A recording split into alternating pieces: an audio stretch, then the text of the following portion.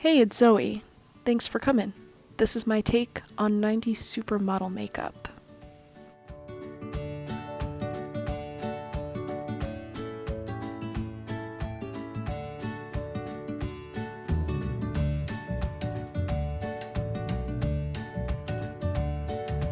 So we're going to start this look with putting down some hydrating primer.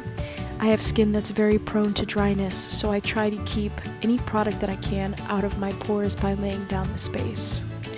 Now I know you guys are probably wondering, where did she get this idea from, 90s supermodel makeup? I think my bangs really put me in the headspace for 90s style, so that's where I got that from if you were wondering. So something that stood the test of time is a bright under eye. That's always been part of makeup, especially in the 90s and especially for black models. We didn't always have the right shades of foundation available to us, but we could have a snatched under eye. I do find that concealers are a lot more blendable, buildable, mixable, whereas foundation formulas were not necessarily as sophisticated and malleable as they are today. So you can see that I'm dotting this on with a damp beauty sponge. I am trying to get it down there just into my eyes, and then I'm patting it from the outward in. That's going to really bring everything upwards and in. So we're looking youthful and radiant with full coverage. Really great using this method with this concealer because it is just so blendable and creamy. Next, you can see me jumping feet first into the project of building my brows, and it really is a project when you have thin eyebrows like mine. My eyebrows have always been this way. I don't pluck them. I'm not a victim of overplucking, but they've always been thin. So what I do is I outline the shape that I would like to form the look with a regular brow pencil, and then I'm reinforcing that with a brow gel. Brow gel is usually a lot more beneficial for people who have thick brows to begin with. But if you're like me and you want to blend in, pre-existing product, going over it with a gel is going to give it a longer life on your face. So this is going to make it a little more waterproof, especially. I'm really honoring the brows here, the presence of the brows. In the 90s, eyebrows were a really big part of people's looks. I'm going for as natural and as dark as I can manage while avoiding that kind of blockade look. I'm really trying to get those natural brush strokes in there so we can have that kind of effortless look, although this took a tremendous effort if you couldn't tell. So now we're moving on into foundation. I am using the Bobbi Brown Stick Foundation and just a few little dots of the NARS Sheer Glow Foundation. Bobbi Brown has been around for so long, so I figured this would be the right brand to use for a 90s supermodel look. So I'm really just trying to blend it out and make it as airbrushed as possible, again moving from the outside in, and just taking my time here. 90s supermodel skin would be very well finished and as flawless as possible, so going for that look.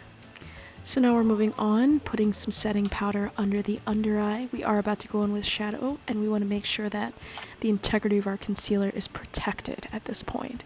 So I'm going in with a really nice sunset rouge type of color. This is from the Anastasia Beverly Hills Alyssa Edwards palette. I believe I'm using HOE and Supreme, my favorite mixture.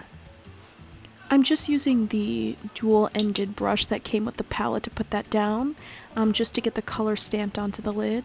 I really just throw it on there. I have a lot of lid real estate, so I love to use huge fluffy brushes. You can see I've transitioned to a larger brush here to really just blend that color out onto the eye. Additionally, there should have been some footage here of me lining my lid here with a little bit of that plum shadow. I believe that's BBDC. It's just a really beautiful plum shade. I didn't do anything too over the top with that, just kind of lined my lid with it. I believe I have some of Unicorn Tribe just on my lid there as well, so that's where you're kind of seeing that fuchsia. You can also see that I'm blending in some brown. I'm using back rolls with a smaller, more tapered angled brush to really deepen the crease there and give me a little more definition. It's also worth mentioning that there is some color on my lower lash line, just some brown, and I think I'm going to build that up again after mascara. But I'm also showing you the palette here. It's my favorite.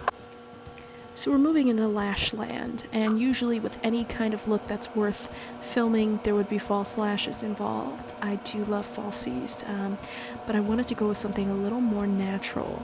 One of the biggest mystique about 90s supermodels was their effortless beauty. And it's like, how are they achieving this? How do their lashes look so healthy and long and dark without what we perceive as false lashes on? So if you're fairer skinned, go ahead and use a dark brown mascara. I'm using a nice black mascara just to make my lashes look as curly and girly as possible.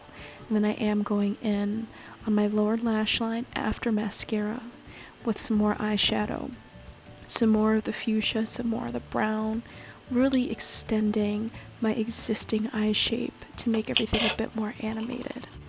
We're wrapping up here now with contour, which I try to save for last after my facial products have set.